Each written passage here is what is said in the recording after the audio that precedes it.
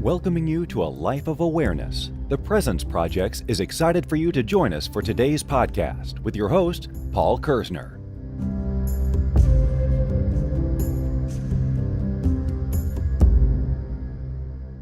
Hello and welcome to episode 32 of Are You Being Present? My name is Paul Kerzner. I want to welcome you to the present moment. I want to welcome you to the here and now. And I want to thank you, the listener, for being here with me in this amazing present moment. The title and topic for today's podcast is Diving Deep into Presence. I invited guest host Cory Allen onto the show. Cory is a fellow podcaster. The name of his podcast is the Astral Hustle. I listened to a few episodes, which I found very interesting, and started to see that there were some commonalities between what we were talking about and some of the guests he had on his show.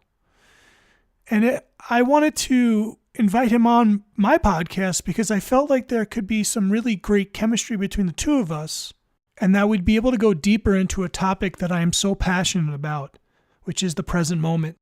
This episode touches upon a variety of different facets of presence and provides a lot of great information. I think you guys are really going to enjoy it. So I'd like to introduce my next episode, number 32, with Cory Allen.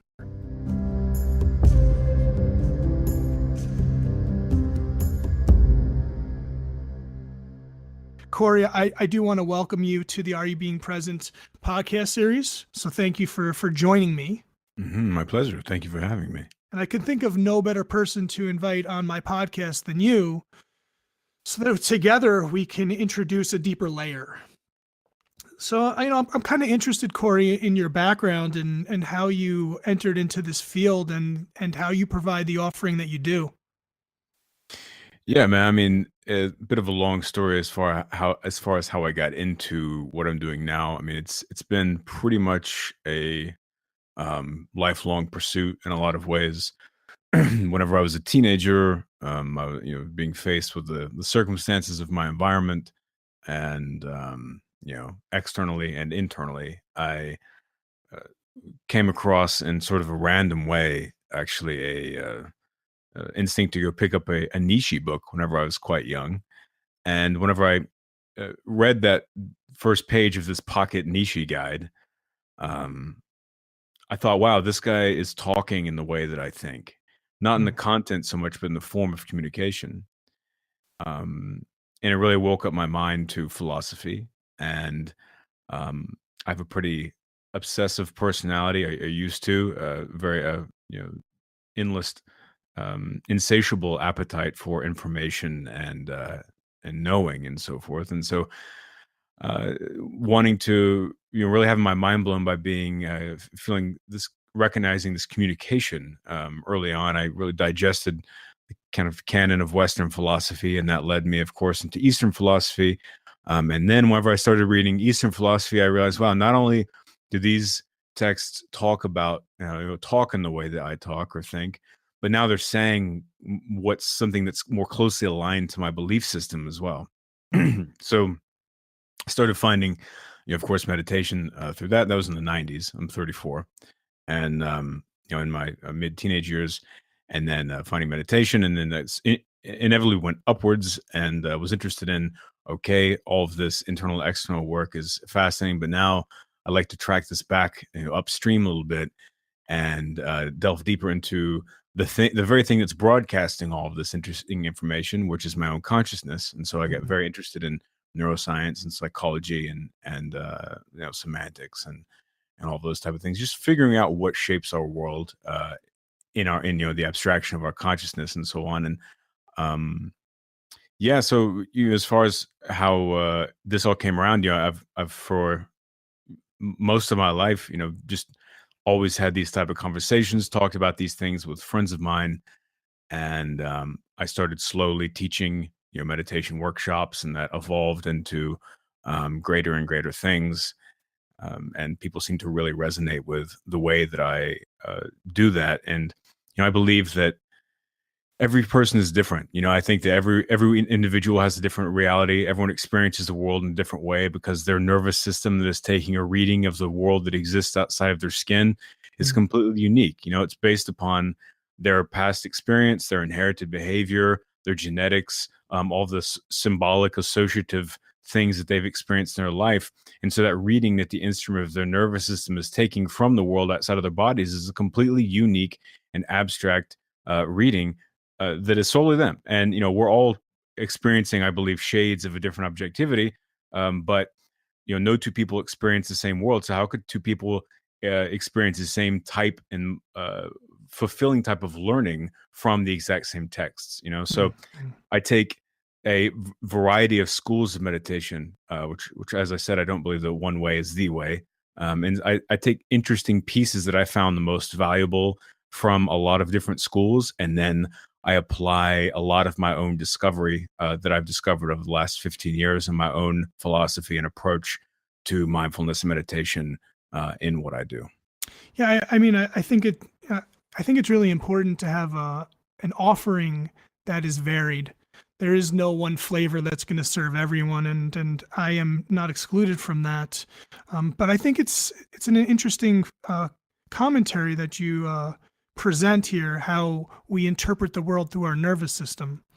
Because everyone at some point in their lives has experienced trauma and pain.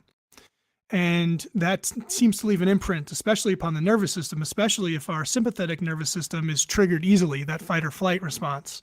So our interpretations of reality are always going to be filtered through that response system, which is going to create a certain type of interpretation and reality that would usually not be present at all. We'd always be comparing it to the past and shooting ourselves into the future.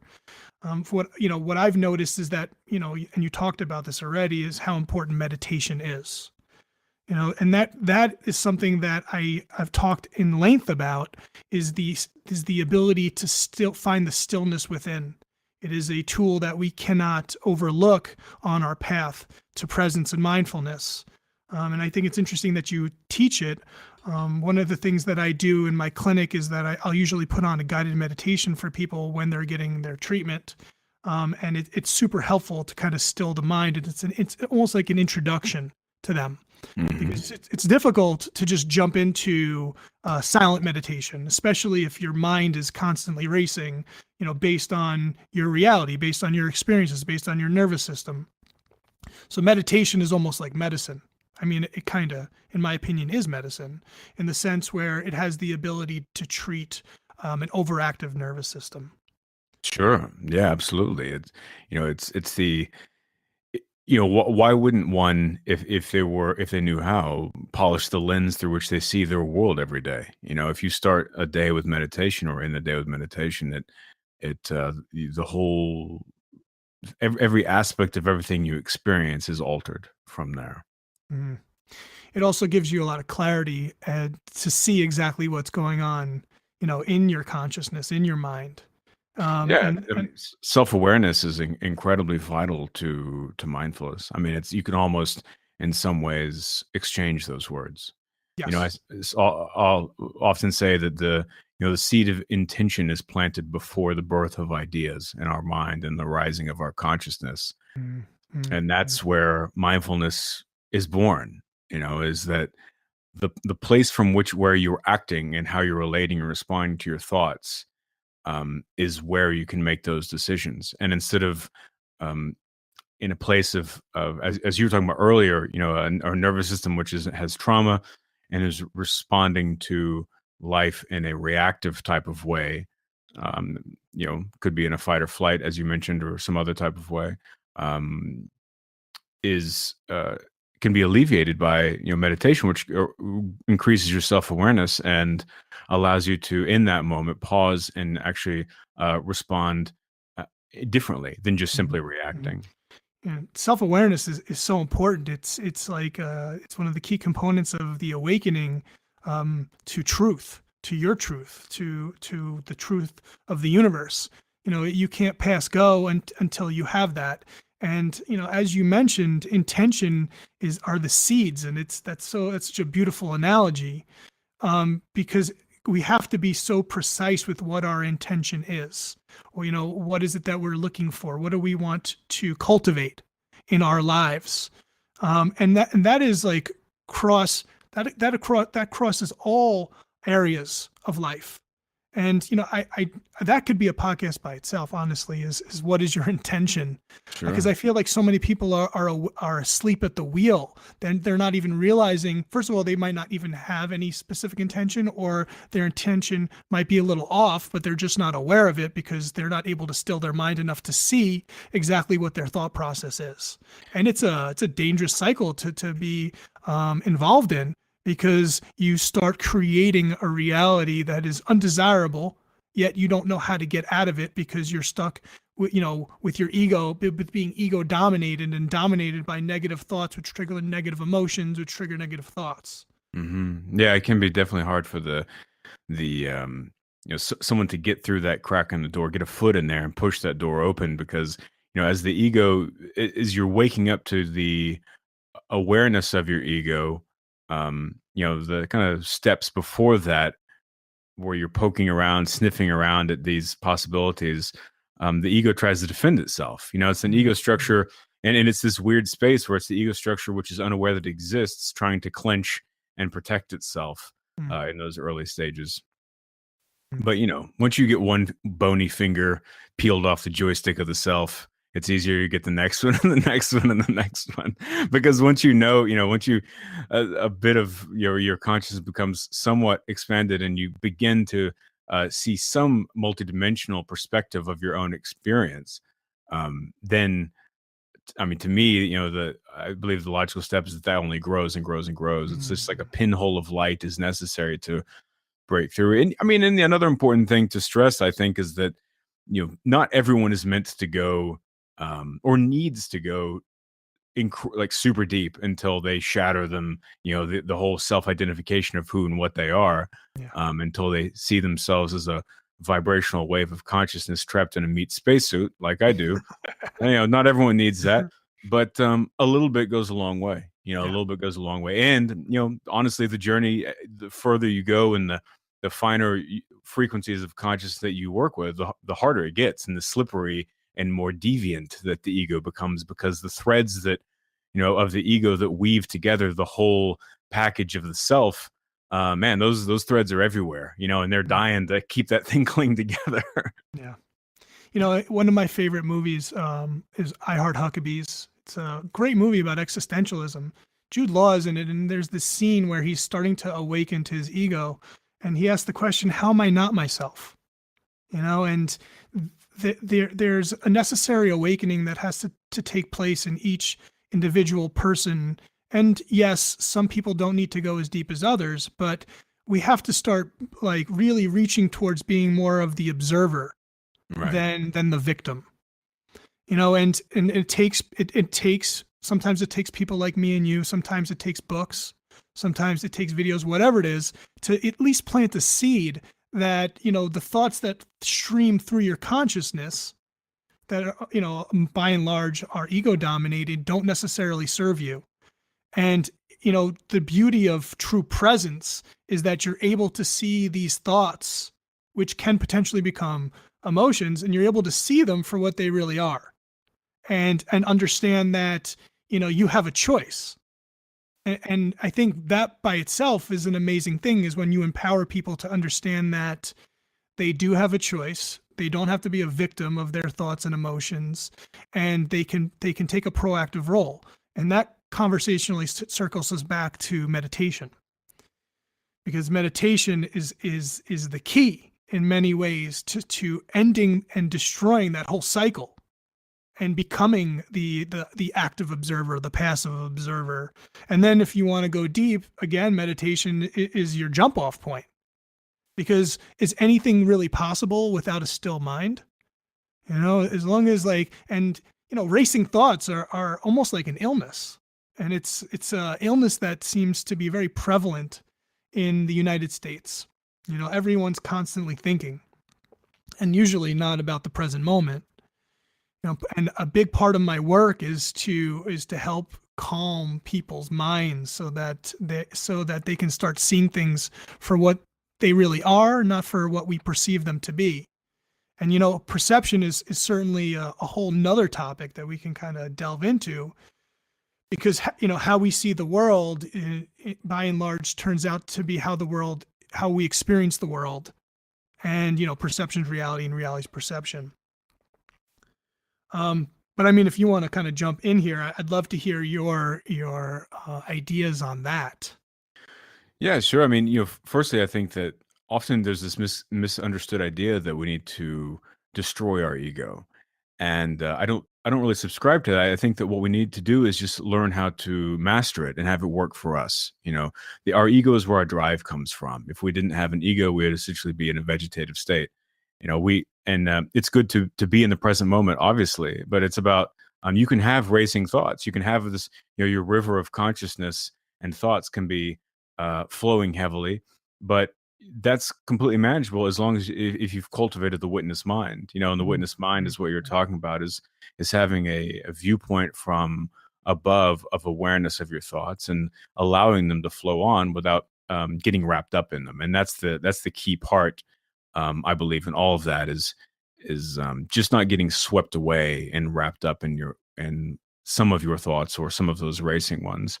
Because like anything, everything breathes in and out, and everything is dynamics and pulses. And there'll be times where our consciousness is, the flow of thoughts is more active, and there's some times where it's more calm. But to me, it doesn't really make a difference which one, because I observe both of those places from a place of internal kind of objective, which I know is a weird phrasing, internal objective viewpoint, but it does show, it does paint the picture of the idea of there being space in between the driver and the observer. And that's one of the things I use to describe it, is that the ego again isn't bad. It just needs to be harnessed and handled properly.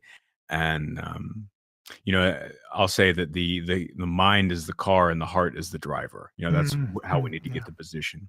And both those things obviously need to work together. And when the heart and the mind are working together, that creates a harmonic, which creates this higher energetic force, which increases the power of both of those things. But back to perception, yes, I mean, the world outside of our bodies is one, unknowable, as far as I can tell. And believe me, I've tried. And it's just, and it doesn't need to be knowable in an objective sense. Again, it's not really, it doesn't really matter. What matters is that you're aware that you are perceiving excuse me, you're aware that you're perceiving a subjective reality. And I have a story that I like to use to show that process to people in a simple way. And that is, imagine if you were laying in your bed one morning, you feel good and comfortable. The bed is soft, the light in the room is beautiful, you're warm, you're relaxed, everything is wonderful, right? Just those crisp, beautiful weekend mornings, relaxing in your bed, and you feel like $1,000,000, you let your mind wander, the shadows on the wall, they're from the light beaming in the windows, cast interesting patterns, and you look at those, and you can just relax, let go, melt deeper into your bed, and all feels right in the world. Now, that night, you go out with some friends and you have 10 or 15 drinks or something like that. So whatever's going to make you feel really, really rough the next day. So you wake up the next morning, your blood is hot, you're sweaty. The smell in the room makes you feel nauseous. The light hurts your eyes. You notice that maybe your sheets, you haven't washed your sheets in a while. That grosses you out. You notice all the little, anything in there that's messing with you. The room is hot. There's a sour smell. Everything is the world is a magnetic force pushing against you. Everything is rotten, right? Now, the room didn't change at all. It's the exact same room that you were in that morning. What's changed is you and your nervous system.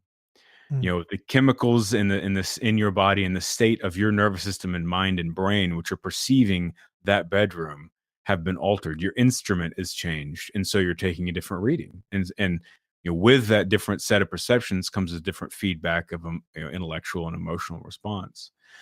And now that black and white image of two different sides of the same room and of the self is a exaggerated but realistic example of that experience. However, that same shift is happening perpetually in real time, your entire life. We're always in these subtle ways shifting how we perceive our world based on what our nervous system is, the flux of our nervous system.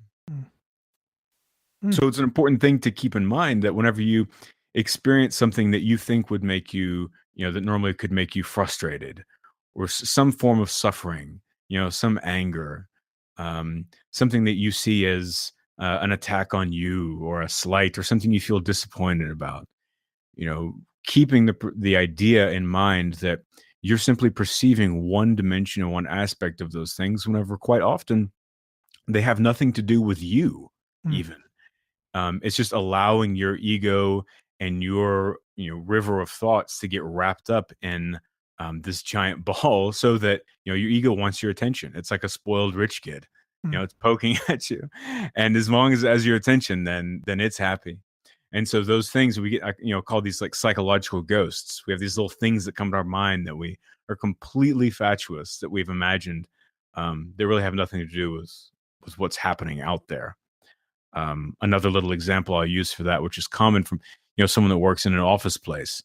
Say they go in. This is you could look at this in a social setting or in a work setting, whatever it might be. But say you go into work and you run into your boss, and you say, "Hey, how's it going?" And he is short with you, and you think, "Uh-oh, what's going on here? Am I in trouble? Did I do something messed up? Am I going to get fired?" You go back to your desk, and you become swept up in this anxiety, this worry. It really colors your entire day. You can't enjoy your lunch. You start maybe kind of panicking, working from a scarcity mindset a little bit, thinking about, well, if I do get fired, then what's going to happen? And then later, you run into him again, and you kind of try and check in. So, how's your day going? And he says, "Oh man, this morning someone rear-ended me on the way here to work, and I'm gonna have to take my car in the shop, and it's just really frustrating. But other than that, everything's all good."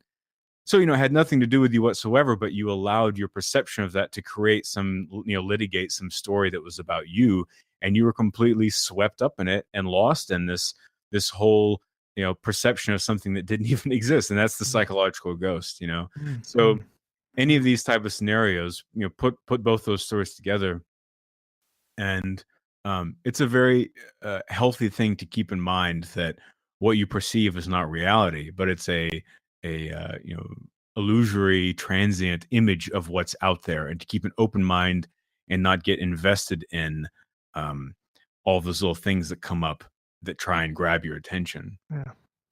Yeah. Those are two great analogies, two great stories.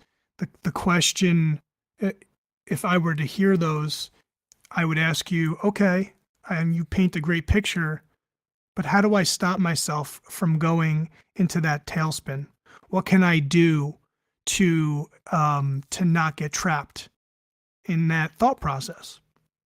I would say that, of course, that the practice of alleviating those situations is something that starts small and then grows and grows, and you get better at it until it becomes second nature. Until you just simply go through life thinking that way. But I would say at the very root base, step one is that, say, let's look at the example of the office place, and there is a chance that said boss could be mad at you. But how will you figure that out? It's completely useless to get wrapped up and worried and stressed out and overwhelmed with it and all that. So communication, communication is a 1,000% key with yourself and with the world. It clears up almost all issues that are out there. So you can fast forward to the last step in that story, which is now that you've kind of come back to your breath a little bit. You've given yourself this reset and this step back to where you can go, all right, I don't know that that's definitely what's going on. I'm not going to get stressed out about it, but I'll either go talk to him now, or I'll wait until I see him later and just clarify, and say, "Hey, man, is everything all right? I noticed you seemed a little off or whatever, what's going on?" And then I'll give them the opportunity to say, "Oh yeah, it was X, Y, and Z," which was something that hadn't had nothing to do with you. Or they could say, yeah, we need to talk about something. Mm. And even if that is the case, you're still okay. It's this point of resolution now. Yeah. It's probably advisable not to go talk to your boss until you actually have done your breath work, settle yourself down, so that you can speak a little bit more clearly and not from an emotional standpoint. Sure. But I think one of the most helpful things that I do, that I talk to people about, is when you start feeling those feelings or those thoughts start popping up, is to just look at it and say, well, isn't that interesting? Aren't those thoughts interesting? Isn't this feeling space interesting? Because when you start to observe it and separate from it, you kind of take the power away from that mindset. Because a lot of us are guilty of the knee-jerk response of did I do something wrong? What's wrong with me? What's going to happen? Because of the way that we are either raised, the way society is, the way we view society, that lack mindset. So a tangible step is to just take a step back and say, wow, isn't that interesting? Isn't this interesting? Aren't these thoughts interesting? And that's really simple. But of course, breath work is quintessential. Breath work is the way. Sometimes we forget that. We forget to breathe. We forget to monitor our breath. But that and I liken breath work also to medicine. The more oxygen you're putting into your body, the better you're going to feel. And a lot of people don't breathe properly. And that's certainly a whole nother topic. Mm-hmm. But yeah, that's huge. And I really do appreciate the structure that you put forward, because it makes a lot of sense to me, and I believe it'll make a lot of sense to the audience. And how many opportunities are we going to get on a daily basis to practice this? You just can't go through life and not have challenges show up. Whether it's at work, whether it's at home, interpersonally, it doesn't matter. I mean, the only way you can avoid these kind of challenges is to just be meditating on a hill for 23 hours a day, whatever it is.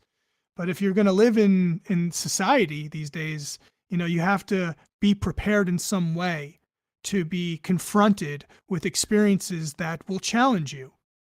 And the more tools that you have in your toolbox, the better you're going to be able to handle it, so that there's not as much collateral damage, so that you don't get swept up so easily into the sea of emotion. And these kind of conversations, this kind of information is really important, because it helps to start planting that garden, those seeds in the garden, so that people can understand that there are better ways of handling situations, so you don't have to get all frustrated and upset. So it's not the end of the world. Yeah, it's really just best to ask someone what's going on than to make any kind of assumption. Always. Right. And I actually don't really like that, the whole idea of the wisdom guru or the, Zen monk on the edge of the mountain for 40 years. And that's one of actually the big things in my, my meditation course, and, which is, I'll just mention, is called Release Into Now. If you go to releaseintonow.com, people can check that out. But it's a 6-week meditation course, which goes through, the very basics to more advanced techniques, and has guided meditations and mindfulness talks and all this type of stuff.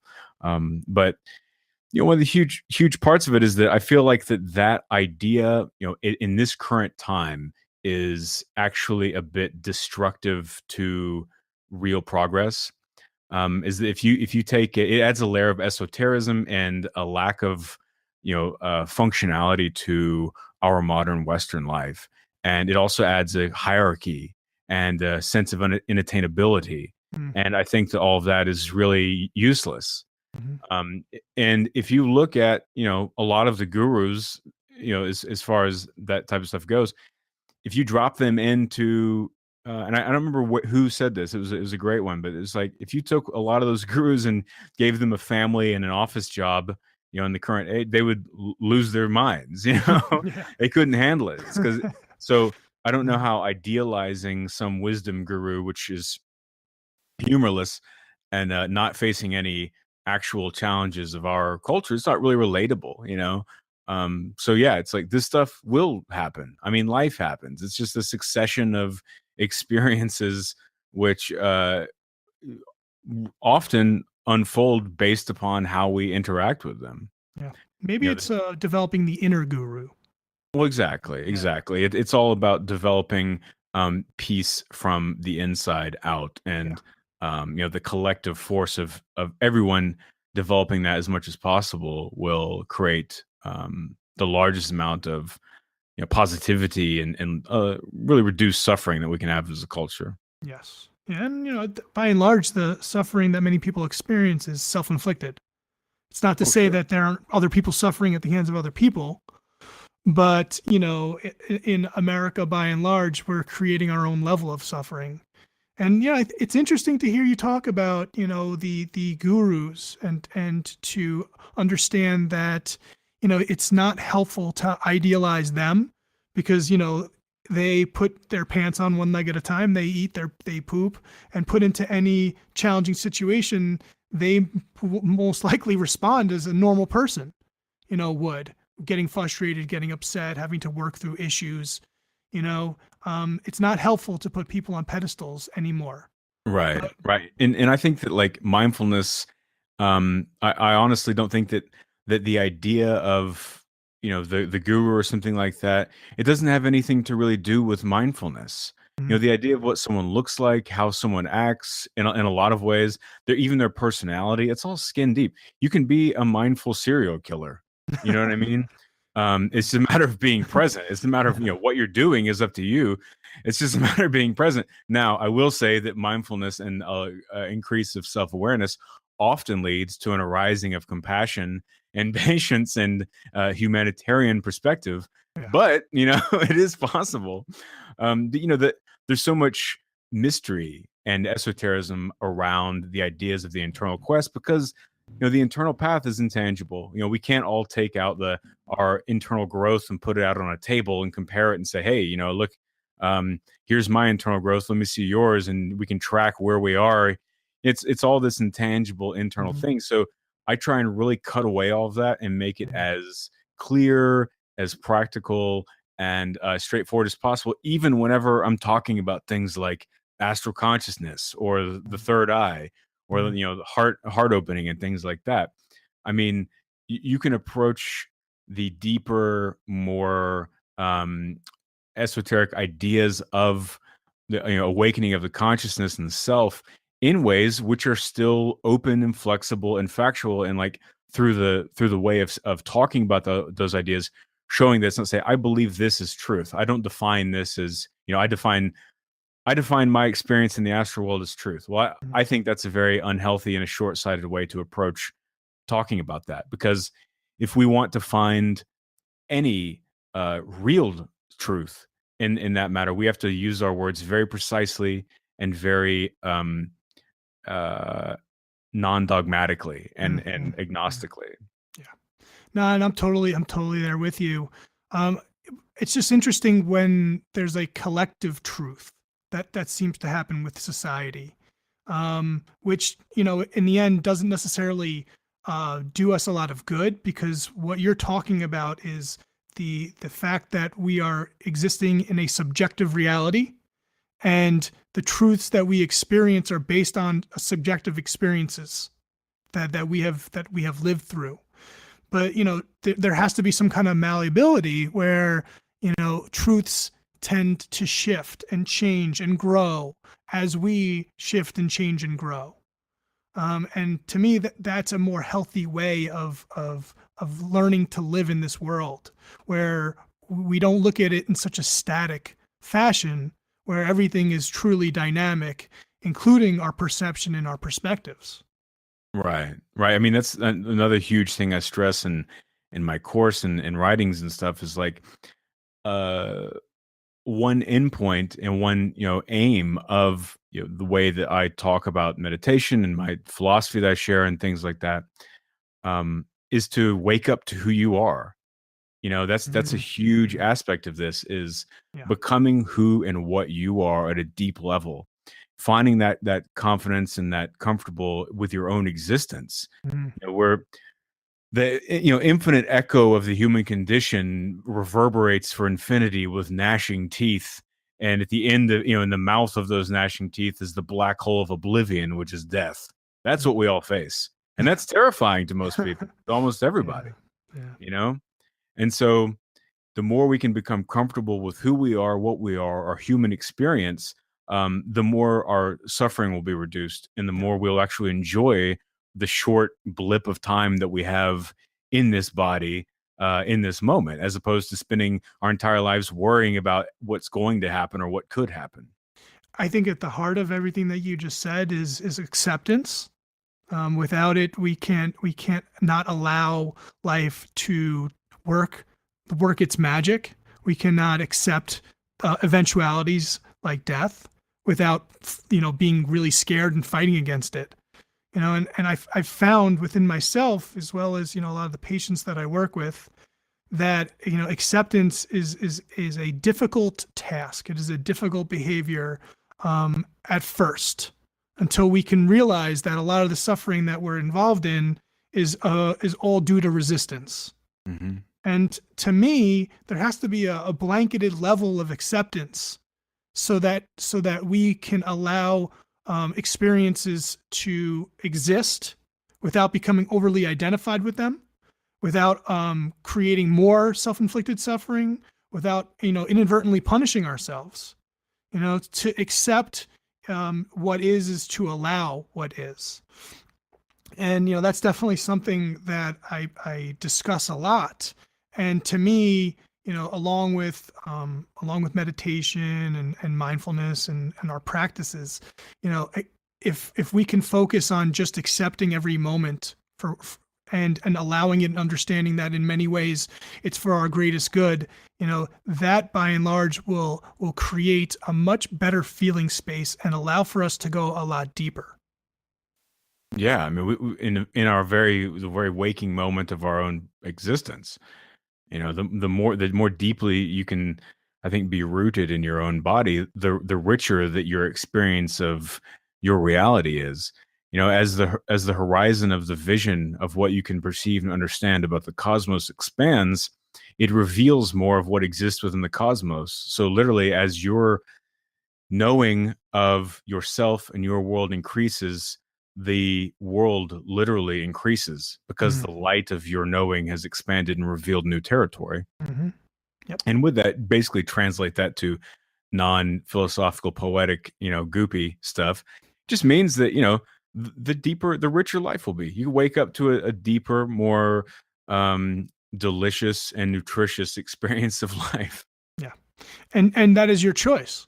Ultimately, if you can accept what is, that you can choose that life, that perception, or you can decide to focus on things that don't feel good and pull more of that kind of experience forward as well. Yeah, it's so hard for people, man. It sounds easy once you've done it, but or once you develop some practice at doing it. But I mean, for someone who has never thought about any of this stuff, who is completely new to mindfulness or meditation or any of those things, it's very good for them to hear that, yeah, it is really hard. I mean, going from just living, if you're a 60-year-old person who's, retiring and sort of beginning to think about some of these larger questions now, and the idea of just saying, okay, well, accept it, is sort of like telling someone with a chemical depressed mind to say, oh, just be happy. It's like, well, it doesn't work that way. It takes, practice and application, and it's okay to take small steps over time, because there's no race, there's no finish line. Well, just to There's no clarify, gong. There's no gong to hit. Whenever you've accepted everything. It's well, two things. First off, I never paint this picture as easy. Presence is easy. I mean, you have to earn your presence. I paint it as worthwhile. And you're right. It's not as simple as saying that I just accept everything. This is a process. Mindfulness is a process. There's no such thing as like being achieved mindfulness. There's no like endpoint where you're mindful. There's no endpoint where you're present. Both of them are practices. right. But I don't mean, and I'm not trivializing or oversimplifying how to work towards these two goals, these ideals. But what I am saying is that learning and trying to accept what's happening to you, your life circumstance, is one of the first steps towards your awakening.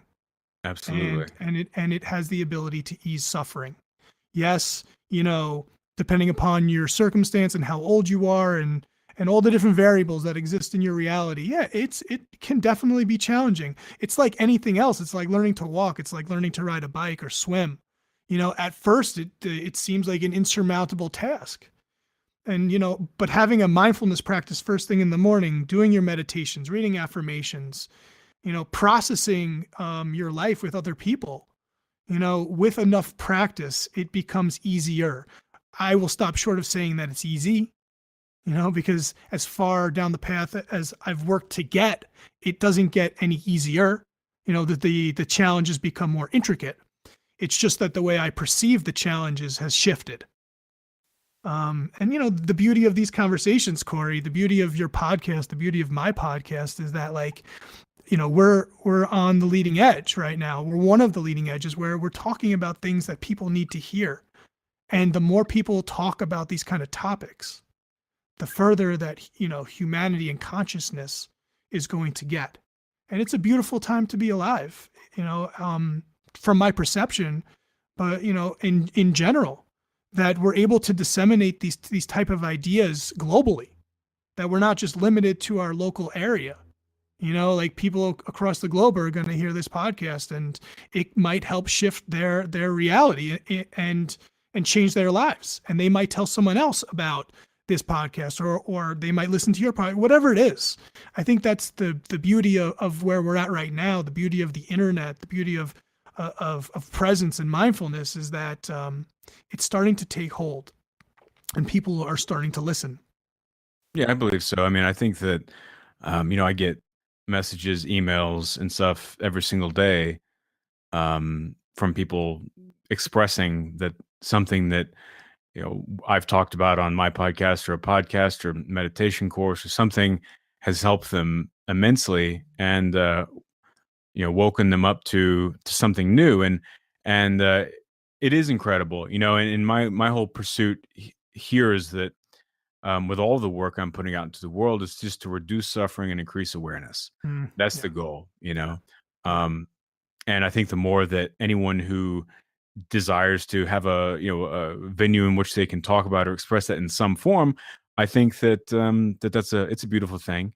And speaking of functionality and practicality, for someone who is just getting into this and um, is just really starting to wake up or become interested in those ideas, is just don't put too much pressure on it, right? Mm. Don't make it this huge thing. um don't think you have there's no magic that you have to go do. Start simple. Like, I'll tell people to just, for the first day, sit on your couch or in a chair or whatever it is, and just sit there for 5 minutes. No phone, no TV on, no music on, and nothing. You can just set a timer on your phone and set it on the table next to you, and just sit there on the first time, just 5 minutes, and that's it. Just Mm. sit there without any input or any distraction for 5 minutes. And now, maybe the next day you try that again, but this time you sit there and don't move, and not in the sense of being stiff and paralyzed, but just relax. Just lay there, and with each breath, every time you exhale, sort of observe the muscles in your face. Oh, maybe my brow was a little tight, didn't even realize it. Relax that, and relax your arms and your legs and your mouth and your throat and everything. And just kind of see with each exhale how much you can relax your body, and just make sure don't move, just rest. And then the next day, maybe just try that again. Another 5 minutes, no TV, no music, just sit there, and you'll feel restless, because the body, if your body's not used to not moving and having some stillness, then you'll want to be fidgeting with something or messing with something, but that goes away, that wears off. And then just continue this small evolution. Next time, maybe try just sitting there for 10 minutes. Maybe close your eyes, and just try not to move, just relaxed. And just give yourself that time. Start building in that time each day. And eventually, over time, maybe it's a week, maybe it's a year. Whenever now you can sit there again, maybe it's even laying in your bed for 20 minutes. And now you can close your eyes and you can just kind of watch your breathing, and you can even do simple things like counting your breath. See if you can just don't try and make your breath deep or shallow. Just allow it to happen naturally. It knows what it's doing. And see if you can count to 10, one inhale, one exhale, two inhale, two exhale. Don't make it a stressful thing, but just make it sort of a game, and even little practices like that will add immense presence and patience to your mind that will sneak up on you. People, you won't even, you might feel, wow, I feel pretty relaxed, or I feel good. I feel, positive. And then later, after doing this a little bit, you'll come into a situation in life where normally you might have responded in a reactive way, and you'll feel like, wait a second, I feel like I'm in the Matrix. I have this, I have this space in between my just response, and I'm like, I would almost define it as a second thought. I'm giving it a second thought in real time, and that's the light of mindfulness and presence creeping in. And that little, as I said earlier, that little pinhole of light can just grow into the blaze of a sun, with enough dedication. Um, and there's this thing I say sometimes, which is there's a light in your head which holds all the answers. You just have to give it your attention. Mm, mm, mm. Yes. For Cory, thank you. My pleasure. That was a beautiful exercise, and this has been an amazing podcast. And I believe that my audience, anyone who might happen to stumble upon this podcast, will really take a lot away from it. And I look forward to continuing our conversation on future podcasts. I think that there's a lot here for us to kind of unpack. And I think there's a lot of possibilities. So again, Cory, thank you so much for coming on the podcast. I want to give you an opportunity right now to plug your podcast and where people might be able to find you and what you're up to. Firstly, my pleasure. Thank you for inviting me. I appreciate it. You can check out all my stuff at Cory, Cory-Allen.com. There's a link to my podcast, The Astral Hustle. There is, you can get to my meditation course, Release Into Now. And if there are any Onnit fans out there, Onnit, I just licensed that course to Onnit, so they'll be putting out there as well. Let's see. There's music. There's binaural beats on my site, which you can check out. Those are brainwave in training frequencies. Before I was a professional Cory, I was a music producer and composer for 10 years.